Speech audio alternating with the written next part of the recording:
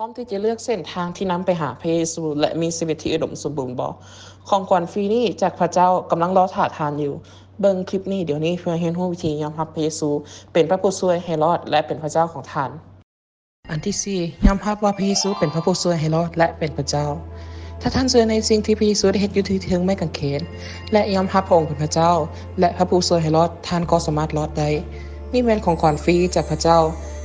การรับมันการยอมรับประทานได้เฮ็ดบาปเชื่อว่าพระเยซูเป็นพระผู้ช่วยให้รอดและเป็นพระเจ้าและมอบชีวิตของท่านให้กับพระองค์หลังจากนั้นท่านสามารถได้รับความรอดและมีชีวิตที่ดีและอุดมสมบูรณ์ได้มื้อนี้ท่านได้รับ2เส้นทางที่จะเลือกเอาเส้นทางหนึ่งมันเส้นทางที่ท่านคิดว่าดีที่สุดสำหรับตัวท่านเองหรือเส้นทางที่ไปหาพระเยซูพระเยซูรักท่านและพระองค์ก็กำลังรอท่าให้ท่านเข้าใกล้พระองค์ท่านจะรับเอาพระเยซูในมื้อนี้บ่